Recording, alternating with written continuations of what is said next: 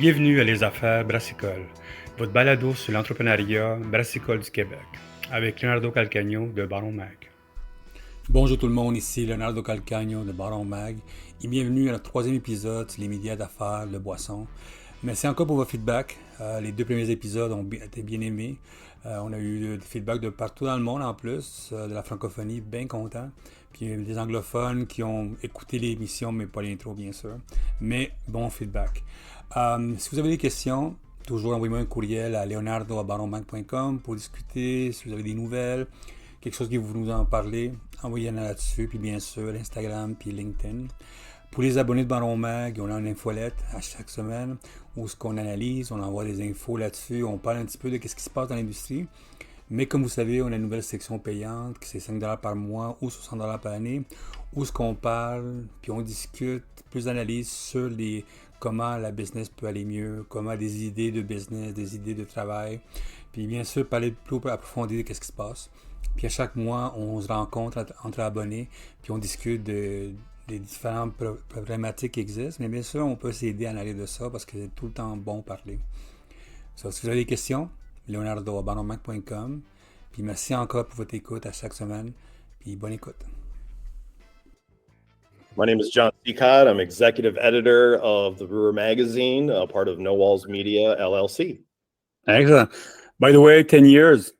Congrats. It's awesome. Yeah, we just hit the official 10-year mark the end of July of 2023. Really just started as a brainchild of our owner, Tyler Montgomery. He had worked in the B2B gym membership trade, worked for a company for a few years. We had met working at a newspaper in Western Indiana, and he called me up. I'd been homebrewing for 3 years, said, I want you to start writing homebrewing articles for this craft beer magazine that I want to start. And we actually did think we were going to do more of a B2C to start. It was not a B2B at the beginning. And he decided after a few test runs, going through some stuff online, that this was a much more viable solution. It wasn't there, and giving brewers a voice and being able to share it, whether the consumer's reading it or not, but more for the industry and be able to share some things. Especially 10 years ago, the industry was less than half of what it is now when it comes to amount of breweries in the United States. So it was very more important to share ideas, and people are so willing to share ideas in a B2B that the craft beer industry is. So it's been a great journey. I've been full-time now. I left my job as a sports writer in 2016. So in less than 3 years, what was just an idea became a full-time job for both of us. Nice. And it is so true that 10 years ago was weird. We started here, like I was telling you before, in Quebec 8 years ago, and we had like 150 breweries, and now we're like almost 400 already. So awesome. It's a small province, so it's great, man. The reason we're talking today is it's a lot of things. One of the reasons because how media is changing. I know, as you know, as you telling me, like a couple of years, 10 years ago, there was that many brewers, there wasn't many equipment. It was the infancy pretty much of the internet. Let's say 10 years. Facebook wasn't that strong. More and more B2B people are looking for more information every day because the market is going to the gutter right now. And our what we do, you and me and other magazines that we're going to talk soon, is we provide something very important for them. It's information, it's instruction, it's how to survive your business. But before we start talking about that, I was wondering, can you tell us what's your editorial? How does it work, and what's the main focus of your editorial every day? We call ourselves a business resource magazine. Okay. We're always looking to ask why and how. Those are our two main questions. We want to know why a brewery is doing something, how they're doing it, and that is able for someone to be able to read it. They're very quick stories. I try not to go over 600 words. But sometimes it takes more information than that. And I'm glad that there's podcasts and things that we can expound on later on to be able to put a link and be like, here's the whole thing. But we try, such quick tips, things that you can read the morning you wake up. You go to brewermag.com. There's a new story there. You read it and you're on your day. It's, a 2-3 minute read. instead of long form. We do long form for the print magazine. Those are more in that 1,000 to 1,200 words, maybe even more, along with a feature story on a brewery, which it's fun to watch because we were interviewing such bigger breweries when we started, because everyone was aspiring to be that. But the way the regional aspects of breweries is kind of dwindling, and tap rooms are becoming more and more, we're focusing more on breweries in that 1,000 to 5,000 barrels a year range instead, because other people want to be that range, whether it's a small tap room that maybe wants to add a few more tanks, but they're not talking about adding 10 states. They're talking about adding 10 more accounts. So those are becoming more of our focus. And a lot of it that we've added to it are things like brew talks, which give suppliers the opportunity to share, not just advertising to people, but actually giving them viable information. Here's a step that maybe you didn't think about. It puts their name obviously in front of people, and then they can find that as a resource later and maybe become a client, but it's information that way. Brew talks, supplier insights, those are more of those features to talk about the suppliers as well. But when it comes to day-to-day content for me, I've tried to focus on, yes, we'll get press releases and we'll work off of those and know how things are. But in many of the breweries that are, might be watching this probably laugh because they know they get an email from me probably once a month with just 5 topics that I start thinking about. And it's helped a lot technical wise to now have Tyler owning a brewery, which is a Better Brewing in Winchester, Kentucky. They just moved up to a 10 barrel system from a 1.5. And things are going well for him. So, but he gets questions in his head as an owner, and his brewer, Cody, is always asking, what about this? Who is doing this? So then they come to me. I mean, one of our biggest stories, I would say 6 months ago it would have been late last year, is just the CO2 crisis and breweries that were using nitro to push tanks instead of CO2 to save CO2 costs. So being able to talk to breweries about things like that are just those little tiny things. It was, a 600 word story, but it was the most read story all year for us. And it ran in November, and it was that big. We want those kind of things that are read. It's great to talk about the beer, and it's great to talk about, how anchovy hops taste now, or, dry hopping, but those, you can find those all over the place. We want to be able to talk about specific pieces in small bits so that someone can just take it, move on with their day, and check with us every day and find something new, whether it's marketing, tap rooms, distribution, sales, how your website looks, how your social media looks, how you're communicating with people. So it goes every day. It's very much I have a calendar and I'm just plugging in things as much as I can. And we've expanded into cider as well to be able to have stuff with the cider corner, whether it's breweries making cider, cideries that make cider. It's a busy job. Pretty much people don't think that B2B is busy, but a business magazine is very, very demanding. I know that because like you, I spend my days reading since 5 o'clock in the morning until like 10 and I start writing stuff like that. And afterwards, so how many copies do you print every year? I mean, on your website, you say you have 8,000 dedicated readers, and B2B, it's beautiful, 8,000 people. But how many copies are you printing? Is it mostly online? Is it mostly you send up a PDF? People have to buy it? How does it work? Well, we stayed in print. We were told many times that they would rather read a physical copy. Print rules, man. Print rules, man. Yeah. And it's the fact that people still want a physical copy, I thought was going to die over this last 10 years, and it hasn't.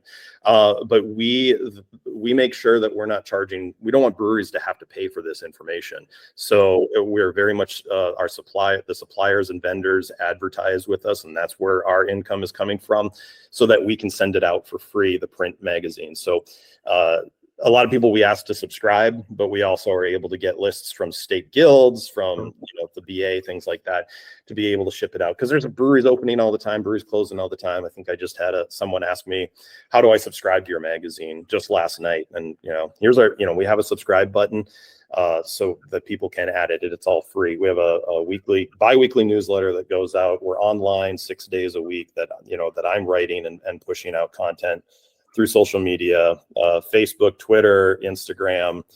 You're not going to see me dancing on TikTok or anything. We're not doing that. But I'm not going TikTok, man. That's something that I choose not to go on TikTok, man. yeah. But website numbers look good. I mean, it's I couldn't tell you off the top of my head. We usually like to say 100,000 uniques a month. I think that's usually what we're in. And it's, whether or not that's bots or not, you never know. But we're happy that, everyone across the world that we do see is reading. We get a lot of input, a lot of press releases from all over the country. Where, obviously Germany and Belgium will be contacting us as well. We do focus on American craft brewing, but we have delved into doing Q&As with brewers all over the world. I've talked to people in Austria and South Africa, Australia, because those are industries that are, kind of on that similar path that the United States has had over the last 10 years. It is growing. It's growing differently than we thought it was going to be, but it's growing in some aspects. We have the same thing with France. France right now, they were very late on the brewing and industry right now. They're picking up steam right now. We're doing a lot of content for France, see what's happening there, because now they're like almost near as us right now in Quebec. So now we see that we're very late, but now they're picking up steam, and it's pretty amazing. Tell me, how's the media landscape for you guys? I mean, 10 years ago when you started doing the magazine, podcast wasn't that wasn't there already. I was doing it. I remember doing a radio show, because as me, we didn't do beer or beverage. We were doing a punk magazine in the beginning, so it's like that's what we're doing. So how much has changed, the way you have to communicate with people? Like before, you had your website, but now you have to do tons of newsletter. You have to produce tons of content in daily form. So how much has it changed for you as a business, as a content? Well, it's funny because we had all these ideas. We're going to do this. We're going to do a podcast. We're going to do a YouTube channel. This is 2013, 2014, and it kind of fell flat on its face for a while. We just didn't see the numbers moving. So we actually moved away from it for a while. We're just bringing back and moving into Spotify podcast. And in fact, we're talking how we want to do the podcast again, because it was started as just me and Tyler kind of talking about things. We started adding in interviews, just straight interviews, not cut, because I never want people to feel like they can't say something. But I'll definitely run an edited version of our interviews on stories, now to the point where I'm setting up interviews specifically for podcasts.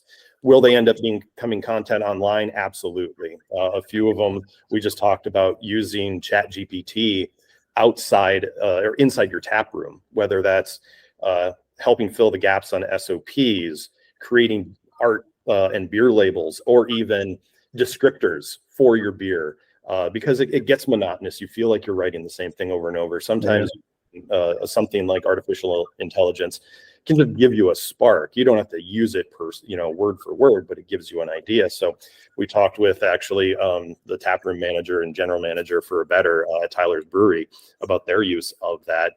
Made it into a podcast, wrote a story about it. Just talked with Blake Crawford, the COO of the Elementary in New Jersey. They went through an entire rebranding process by hiring a company, and it was a great 25-minute talk with him that I did not expect to write so much out of, and I'm still getting great content from that, because he just thought, hey, we make beer, it tastes good, you should drink it. He did not realize, like, you need to have a motto, you need to have a logo, a look, and a thought process, and a brand portfolio.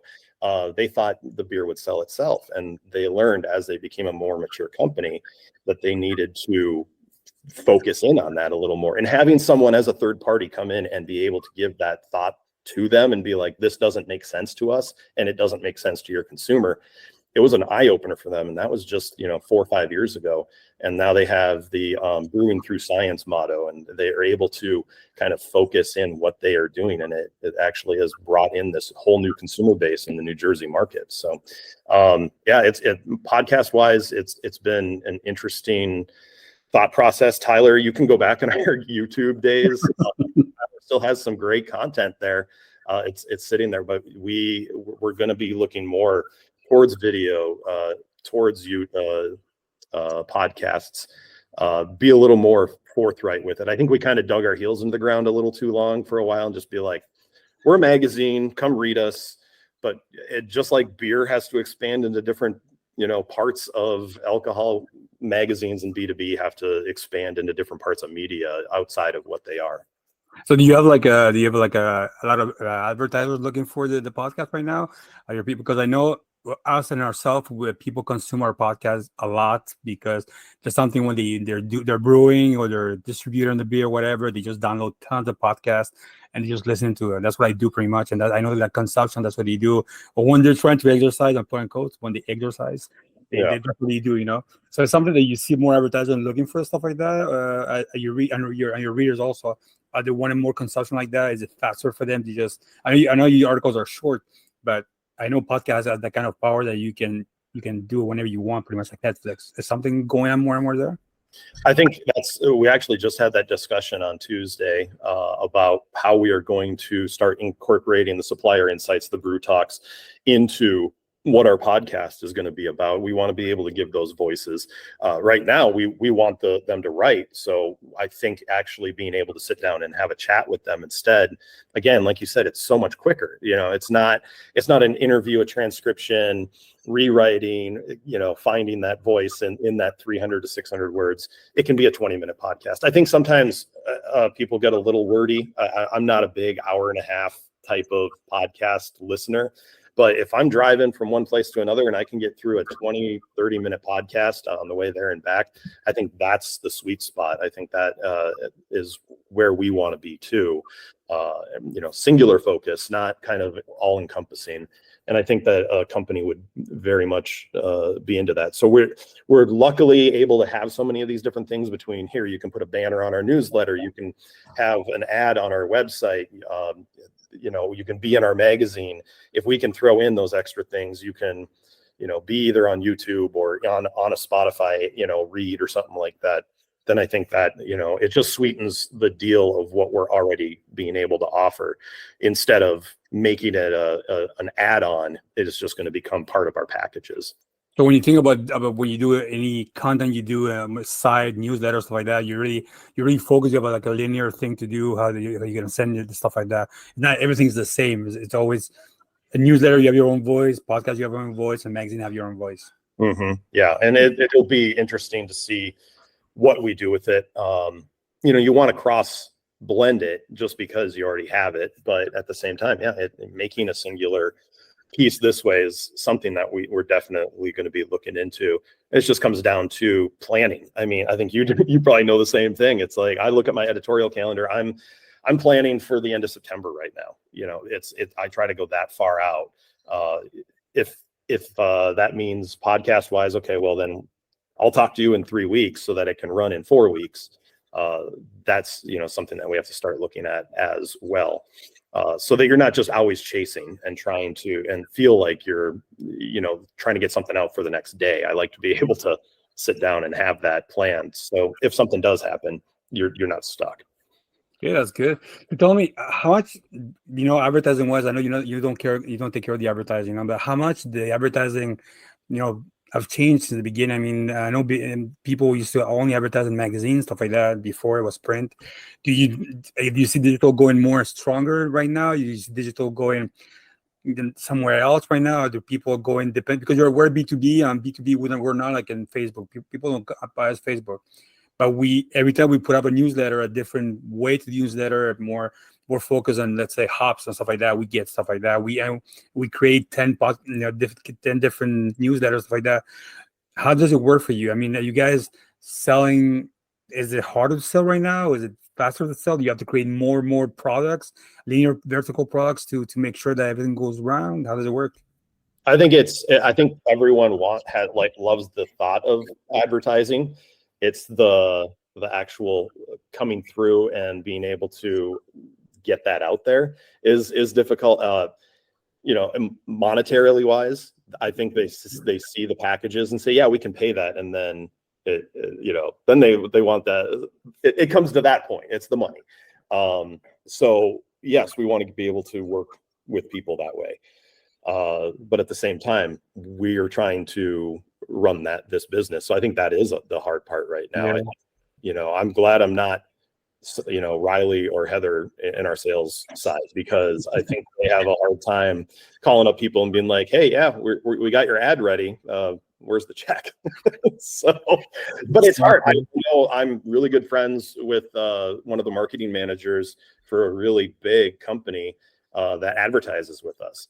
And, marketing got let go. So she lost her job from a major marketing job at a major company.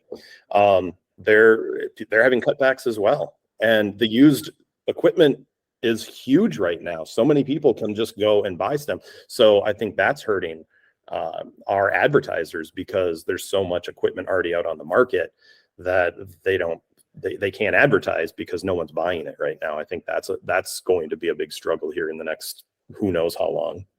But people told me around like maybe 3-5 more years it's gonna go like this. Here too, we have like 30% capacity. You can do contract brewing, stuff like that. There's a different market right now, and also us here, we're getting there's a lot of used equipment that we buy from the US, stuff like that, canning equipment, stuff like that.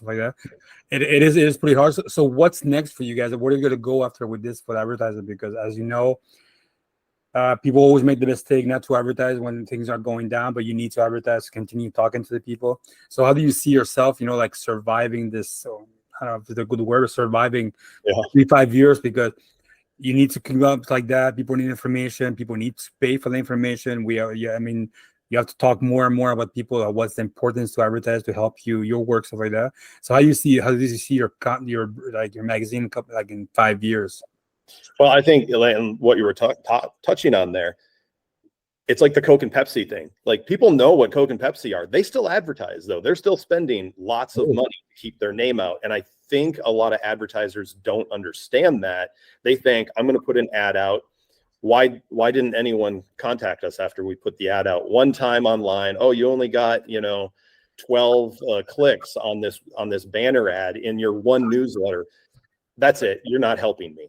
Well, it's building brand awareness. That, I think, the one thing that a lot of young companies or new and upcoming vendors and suppliers don't understand is it's a long game to advertise. It's not we're going to put out a blast. Hey, if you click this, we have a tracker and we see how much we're getting. Yes, but it's a cumulative thing. And that's why we like to be able to have someone on as an advertiser for a year at a time, not an issue at a time. I think that is the hardest thing. And it's a money thing. They see how much it costs to advertise for a whole year. That can get scary. And yes, maybe your return on investment isn't coming immediately, but it's building that brand. That I think is the hardest thing. But the cool thing is I see like way more different types of advertisers in our magazine than we did 10 years ago, where it was just the basic. We build brew houses, we build tanks, we sell hops, we sell yeast. Now, I mean, we see insurance companies and delivery vans and all the different adjunct types. It's some great stuff. Stern Pinball is one of our advertisers. I mean, a pinball company, because think of the things that are inside your tap room. Those people, and I think they're starting to see that craft beer is worth advertising too. So then you end up with, Azuzu is showing up at the craft beer brewers conference in the past few years. You're just seeing way more types of products being marketed to the brewing industry because they're seeing that, oh, well, there is a lot going on here and we can capitalize on it. So yeah, that's been something as well, outside of just kind of the basic 4 or 5 things that you would think of as a craft beer advertiser. They're expounding on that, and I think that's the exciting part. And I think that's where a B2B can continue to make money, is by looking outside the box and being like, hey, don't forget these, you can advertise to these people as well. Yes, the whole ecosystem, you need to deal with that. But tell me, are you guys, do you do any like content, paid content, stuff like that, or something you guys don't touch? Yeah, native advertising is very much, that's the brew talk and the supplier insights are the things that we put in that packaging for a supplier or a vendor to be able to talk and use their voice. It's not always, they may write it, send it to us, or we'll pitch an idea. Hey, why don't you write about this? send it to us all. This is all run through our sales department at first. They send it to me. I edit it. Here, this is what I think, you can do. We've discussed actually starting our own kind of side That business. was my second question, because that's what we do. That's why. Yeah, and offering the services. We've done that, with people, like writing for you. You tell us what you think about it. You're basically paying us to write it for you. And that's where our supplier insights are sometimes a mix. Like, we'll be writing those, but they do have some say on what is being said. The brew talks are very much, they write them, they send it to us. We make sure that, it's grammatically correct, but it's in their voice, and they get the byline on it that way as well. And when we run it online, we definitely, don't try to trick people. We do say this is a supplier insight by so-and-so. I think some people that read it get angry if you don't. So I understand you don't want to be advertised to secretly. So we try to have some transparency in that. But when you look at our print issue, or we have a digital edition as well, that you flip through, you'll see at the beginning, right after the table of contents, we'll have the brew talks, and they all say by so-and-so from this company, and they're usually one page, and they do great. We have our next issue coming up here. I'm going to finish up writing it here next week. We'll put it to print probably by September 1st. And I think we already have like 3 or 4 of our advertisers that have gotten content in for that, which is great. It's helped expand how many pages we are. I want to say probably our first issue was 32 pages. And we're more in that 56 to 64 range. Okay.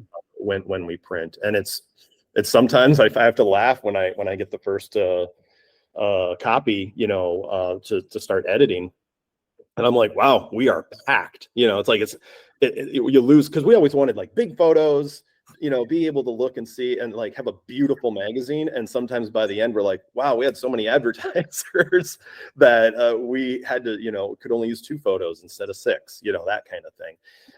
So that's a good problem to have. It is a good problem, because a lot of people I know, they have like maybe 2 ads, and they're doing 6 pages right now, man. That's bad. That's mostly B2C. So how come you haven't launched yet your Heights hustle? The marketing side of it, because when we started doing that, we inspired ourselves to do. We saw what New York Times were doing. They had like their own marketing thing going on. We saw Forbes and stuff like that. And it was magical to do that. And afterwards, like, as companies they have no time, but to have people like you to know what's happening, I'm surprised you haven't went to the other side and just go after that market. It's a huge market. Yeah, I think so. I think it comes down to amount of time in the day and being able to have someone that has that mentality to want to write for that. I think that it's hard to throw a job help wanted ad on Indeed and explain to people exactly what you are. It takes a certain kind of person that has, I feel you have to have journalistic integrity, 100%. But at the same time, you have to understand what a business B2B does versus a B2C. It's a much different animal. And it takes a different mentality of questions. It takes a different idea, and just be able to look at it differently, because you have to look at it from the end consumer, which is not a beer drinker, but yet a beer brewer. And so that always takes a little bit, or a vendor, when you're writing for that. So it's things like that we've drug our feet a little bit. We've talked about it, but it's always where do you fit it in? And how do you fit it in? So is native content something that's growing a lot in your business right now, or something half right now? I feel it has. I feel like we push it more. And I don't know if it's on our sales side that they are focusing on it more, or people are asking for it. I think that maybe the advertisers understand it more and see the value in it.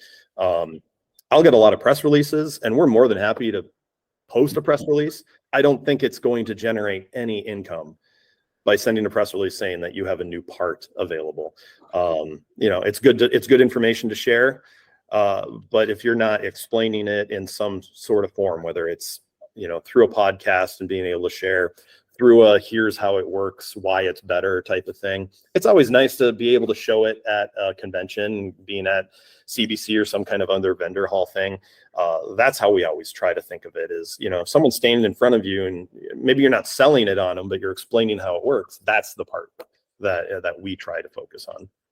How healthy is the B2B microbrewery market right now as a media? Is it healthy still? So we see big companies going strong and more beverage being launched. You guys just launched a cider magazine, stuff like that.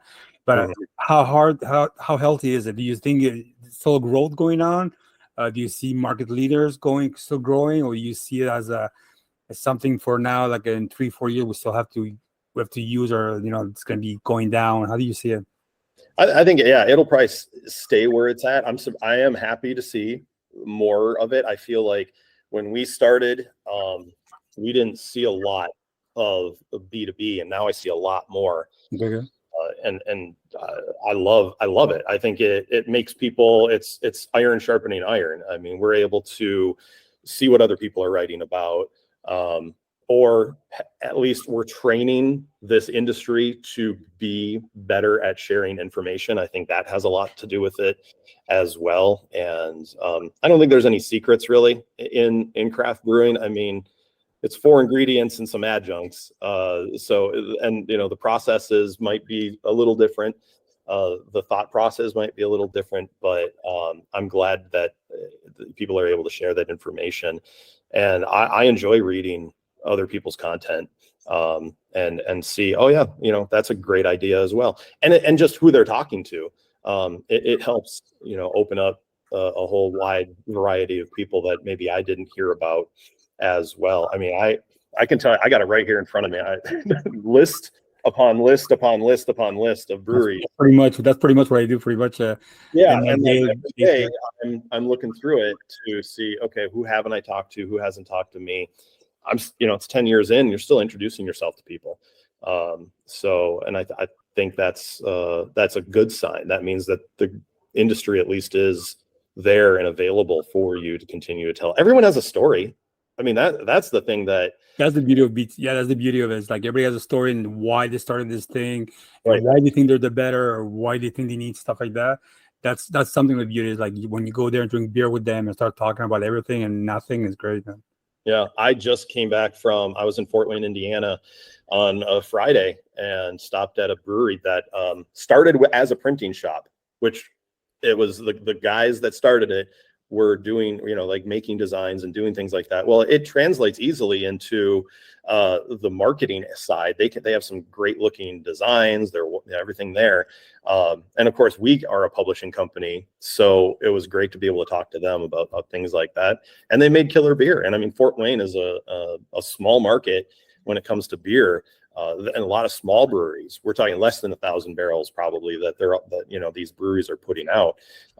But again, they have that story. They have that, talking about growth. Tap rooms are where it's at right now, man. I talked to a lot. I talked to Ray, distribution, stuff like that, and they're like telling me like this.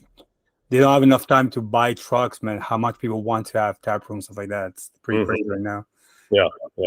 So it's been an interesting industry to be a part of. That's for sure. I never thought I was going to be. I was a sports guy before. So you could be like with the athletic now, man. That's why I'm spending more of my money right now.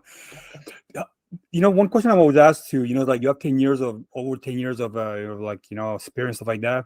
Do you think it'd be something good for brewers before they start work? I'm not brewers only, but company-wise, to come and talk to you before they launch their business? Or do you think they should go and do your mistakes, come back to see me? Or something like that, because I always talk to distributors, about beer distributors, stuff like that, and I was like, how come they don't come see you? I don't get it. Why they don't come and see you and talk about their project and see like, dude, you're missing a lot of checkpoints you have to miss, or maybe you're doing pretty good. Is something you think that people should come see you before? If they're going through your market or whatever market you guys are going after, should they come see you before starting a project, or you just want to go like Godspeed and hopefully we'll see you soon? Yeah, I think it is fun. Obviously I'm located in Northwest Ohio. So we have probably 50 some breweries in the area. Mm-hmm. So I do get my ear bend a lot from people like, hey, what do you think about this? And I'm more than willing to help when I can. to talk about things. And it's more of a, you tell me, I'll ask you questions. Yeah. I'm going to give you answers. That's what you get paid for, man. Yeah, I don't have answers. No one has answers. Everyone has ideas. Whether or not it works with your exact model or your exact consumer base is going to be the thing. I don't think there's a wrong way. I mean, there are wrong ways to do things, but those get sorted out very quickly. I would hope, but I do think there's a lot of ways to be able to run your business, and in my personal opinion, I do think, and you kind of see it across the country, is those taproom models are way more, yes, cans are great, maybe to go, but getting them on a shelf, it should not be a priority for a brewery off the bat. Unless, what the saying is, how do you make $1 million in craft beer? Start with $2 million. That's, no one's doing that anymore.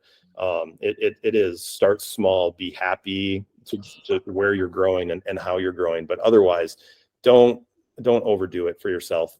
That is, I think, overextension, and I've seen it happen just locally. People trying to grow during the pandemic and sinking money into things and then not seeing it come to fruition, and now their company is owned by another company. That happens. Here too, we hear that was like the circle of life, man. Tell me, why launch a cider magazine beside because all your work? I mean, I love cider too. Yeah, it's within. We've talked about it. We've talked about launching it as a digital output only. Yeah. Just like we kind of have. We delved into wine, and we'll talk about that in a second. But I felt that there were so many breweries putting cider out that cideries were going, hey, what about us? We actually do this for a living. So we launched a few years ago Cider Corner. It runs every Wednesday online. As just a cider focus. And the great thing is you can take a lot of those aspects that you've already written about in beer, be able to contact people in the cider world. And but now you start looking at it, and we've talked about this, our focus, there's so many breweries that make cider. They're actually the leaders in the cider industry. Some of the biggest cideries in the country are actually just breweries that make cider. Which I'm sure that's to the detriment of those that appreciate the art and craft of, orchard-based cider making, which, again, they have a story as well. But when it comes to true business sense and marketing and distribution aspects and stuff, it's definitely been more advantageous to talk to those that have that beer background, that are seeing, the best products coming out as cider for them as well.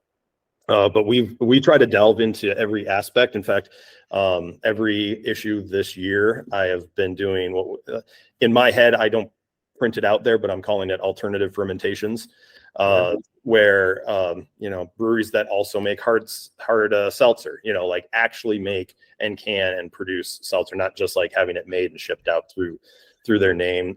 We've talked to people that have opened distilleries within their licensing, which is, every time I post a story like that, you usually get some comment about like, well, we're not allowed to do that in our state. And I'm like, I understand, but there are places to do it. In the past, we've talked to breweries that make sake. We've talked to breweries that make kombucha.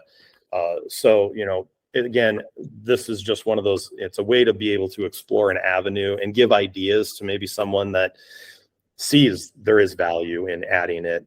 Even my favorite one that I did this year was breweries that also roast their own coffee. And there's a few out there. It's not a huge business, but it's cool to see. You'll see a lot of breweries that are, selling coffee in the morning and beer at night. But these are breweries that invested the time and effort and money into roasting their own coffee and doing it from the start.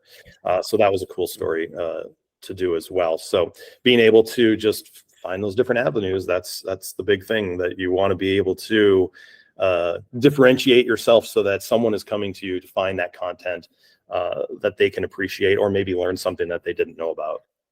Is there any how you call it, friendly competition between all the magazines in the US? Do you guys work together for advertising?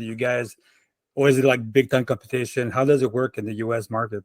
I don't feel like it's competition. I haven't, unfortunately, when you work from home, like I do, thank you. And I've been doing this since before the pandemic. So I did this before it was cool. I'm out to breweries so much, but when I haven't had a chance to like sit down and meet a lot of other people within the industry, I know some names, and but I don't consider that, I don't think I'm like, ooh, I'm out to get them, like I think there is definitely enough space and in what everyone does, because I see some magazines that go very hard numbers, giving you that kind of information, breaking down things, and I love that, because my head don't do that. I mean, I try, but it's hard for me for that. Yeah, so I appreciate things like that, and being able to see that, and and some can be the more features, long form type of journalism, and I appreciate that as well. So when I had tried to introduce myself anytime I am out, at an event or CBC or somewhere like that, but man, I feel like I'm taking my time away from putting my face in front of a brewery and talking to them, than be a part of some the insular club of fellow journalists. It's kind of a little different, because like when I worked in sports, I was a sports writer. You're up in the press box, you're talking to people, you're watching the game in front of you, so you got some more friendships built. But this is usually a lot of one-on-ones and stuff, so you don't get a lot of time to sit down and talk to people. Weird, man. It's kind of weird stuff, because I try like every 2-3 months to go meet up new people to just talk to them. Even somebody not in the brewing industry or beer or beverage, I go talk to them and spend like 2-3 hours. They always get my emails, and they always weird out, like, why they're talking to me. It's like, dude, I just want to talk. What's up? What do you guys do, man? And I always want to know what kind of crazy stuff like that. That's one of the reasons we wanted to do the interviews with all the media companies. It's like, we want to understand how does it work, how their brains work, and of course, steal everything that we can. That's pretty much how we go. I will say some of my favorite, and I have gotten to be friends with a lot of guild members, like heads of guild, because every state in the U.S. has a guild, and sometimes they have an executive, or it's a brewery member that is running it, and it's good to be able to get those connections as well. Because what the state's going to be working on, and I was just texting with the executive director of the Ohio Craft Brewers Association. She was on vacation in my hometown, so she's sending me pictures, and I'm telling her where to go. So being able to make connections like that, and at the same time, they've leaned on me. Hey, we have a story about franchise law. Would you like to write it for our publication? So then I can give that voice that they can't maybe write it in their own magazine, but they wanted to be able to use me for that, and being able to write stuff like that is fun. I don't do a lot of freelancing just because I'm so busy putting my content out. I've seen that, man. It's pretty crazy, man. Plus cider and all that stuff, it doesn't stop, man. Yeah. I got I got 2 podcasts lined up for next week. I got some I've already written some stories for next week, and now I'm going to start thinking of some questions to be able to send to some more breweries and make sure that I'm not, over inundating them with emails, because these smaller breweries, the smaller they are, the more busy they probably are doing 6 other things. And that's the hardest part, I think, right now, is those are the breweries that I kind of want to talk to, but they're so busy they don't usually have the time to talk. When usually the ones that have the time to talk mean that they have some kind of marketing person who's dedicated to doing that, which is fine. Like, they can share that information, and we're more than happy to share it. But I always bring coffee and croissants, man. You have no idea how easy it is to go talk to people. Like, dude, I'll be there in 20 minutes. I would bring croissant and some coffee. They're like, all right, let's go. And they love it, man. I swear, every time I go there, I bring that. People are like, getting croissant and coffee. Like, let's talk 20 minutes, man. It's always good, man. Do you like face-to-face more? Oh, yes. Yes. I personally don't. It was good to meet up people during the pandemic. We did a lot of stuff. It was great. Numbers are good. But face-to-face, man, there's nothing much better than that. We travel a lot across Canada. We do some US when we can, but across Canada we drive. And I drive tons of hours, man. And I just go face-to-face, and I go to all the trade shows. The good thing, I speak 4 languages, so wherever I go, I can talk to people.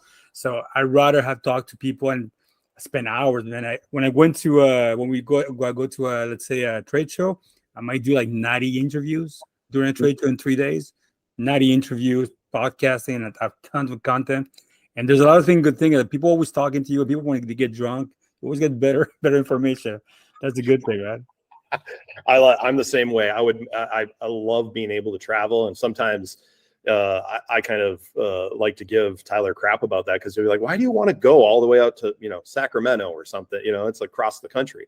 I'm like, man, I want to be face to face with these people, and I run into people randomly. I mean, the fact the National Black Brewers Association was just getting going earlier this year. I happened to be at the event, got to meet Kevin Johnson, who is, one of the founding members of this.